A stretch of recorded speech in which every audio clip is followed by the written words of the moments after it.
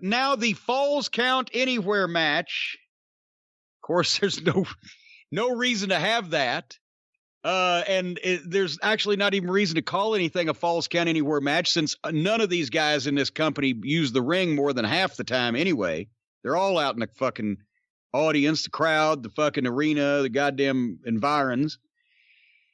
But in this one, the Young Bucks, Road Warrior Buck and his brother Balding Buck, are going to take on the Fishmonger and the Meat Gentleman in a Falls Count Anywhere match.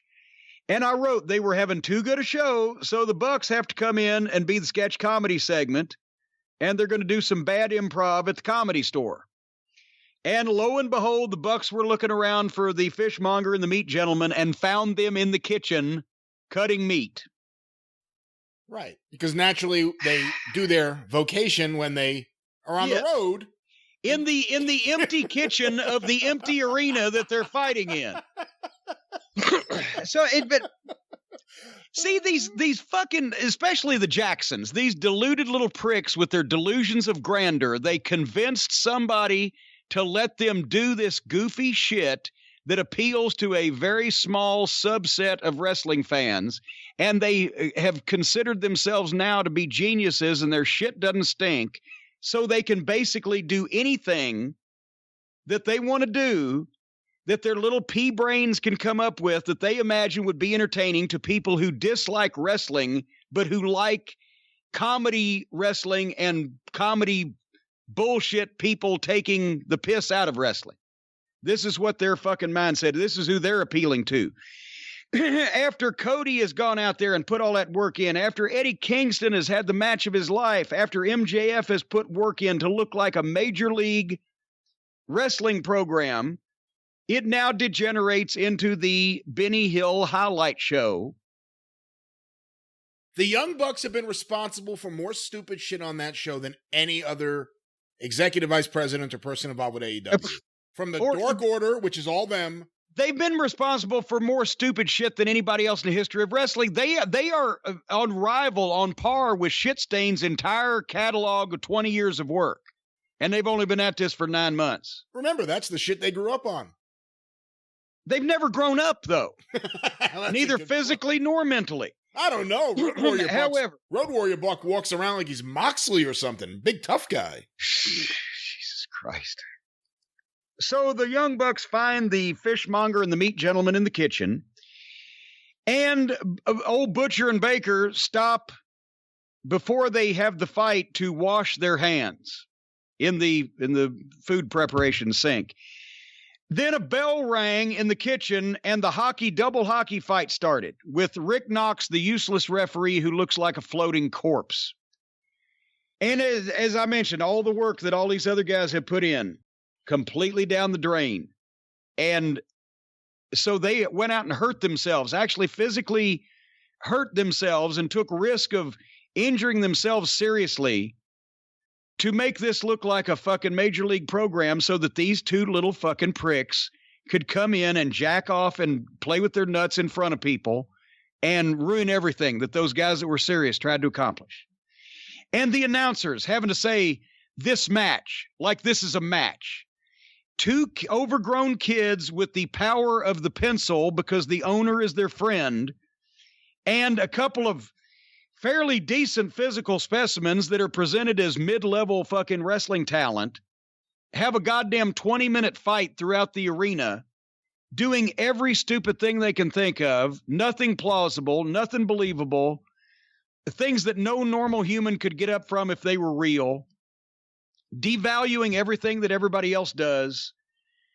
They went to the concourse out of the kitchen, and Blade was running, I think it was Balding Buck, toward one of the columns, but when he let go of him, Balding Buck just jumped 3 feet up in the air and face first to the column himself. They threw Road Warrior Buck into a 18-wheeler trailer that carries their equipment around. Did you see the Mud Show sign? Like I said, they listen every week. A sandwich sign that said Mud Show tonight, but they should have had that sign. They shouldn't have had it in the truck. They should have had it out in front of the building. How did the people know where to fucking come?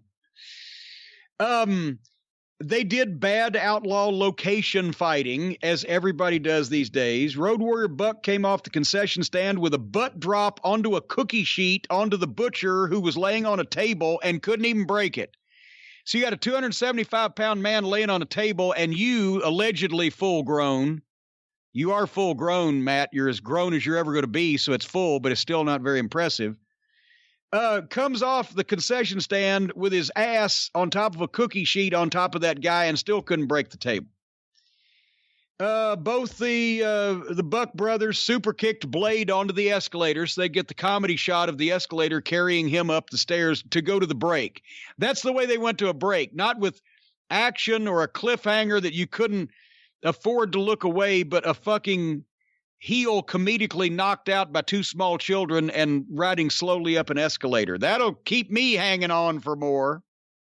They came back from the break and they were actually in the arena for the first time, taking bumps and doing moves I wrote that destroy everybody else's hard work and credibility. Stuff no one should ever survive being done by middle-aged school children. They pulled out a bunch of tables and chairs. Did you see Blade run full length across the ring, dive over the top rope, do a somersault? One of the Bucks moved, and Blade was supposed to go through a table that was leaned up on the barricade and went right past the table and busted his ass bigger than Christmas on the floor. Yeah. I don't know how he got up from it. Just 2 feet to the right too far. How did he miss the table that was 3 feet wide that didn't move? Then the butcher cross-bodied one of the Bucks through another table immediately. Then I wrote, Mark's playing wrestler doing video game moves and imitating things they've seen on television. Being phony and hurting themselves in the process. Doing ridiculous shit that guys with talent that can actually draw money might do that would work if they hadn't already seen these clowns doing it. I then wrote, no major main event talent would ever have a match with all this garbage in it, so you have top talent allegedly in this thing where they're not even selling shit. When you do have main event guys in an important match for the title, like a Cody or whatever, and they sell shit, it devalues that because the fans have seen this shit not even hurt the fucking young Bucks. So how's it going to hurt grown men? They kill the logic in their universe. Then they spent forever on the stage doing all kinds of stupid shit. Then the Young Bucks double splashed Butcher and Baker through tables by coming off the top of the entrance set. And thank God it was over with. This was some of the most unbearable, offensive garbage wrestling I've ever seen, and some of the most self-indulgent horse shit from people who would never even be allowed to be on a television program at this level, much less do the shit they did if they hadn't fucking hypnotized the fucking billionaire Mark owner. So there you had it. Son of a billionaire. All right, well, there you go. For the record, it's not his money. All right. Anything else to say about that on your end? We've still got a ways to go. No, I didn't like it.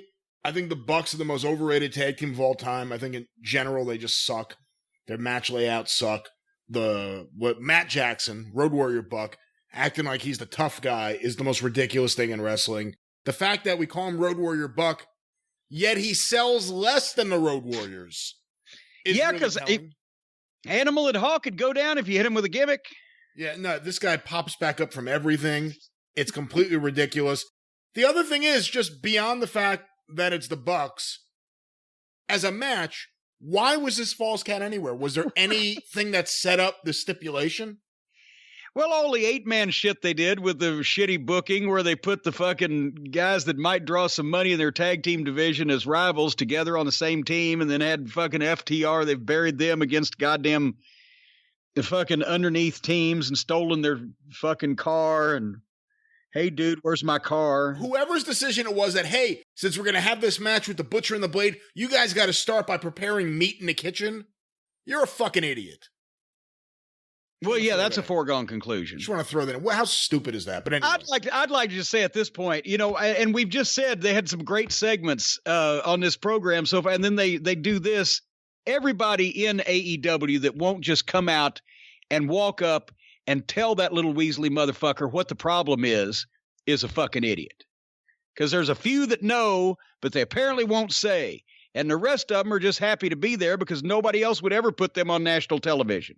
So I think the fucking idiots are the people that don't have the balls to go up to Tony Khan and say, look what is being done to you, and you look like a fucking moron. This is what he likes. He likes this. Well, This is his choice. At the end of the day, this is his choice. If I found that guy from Germany that had his balls nailed to the step stool with 10-penny nails, I would still go up to him and say, you're a fucking idiot, and here's why. And he would tell you, but I like this. I like having my balls hammered into the step stool.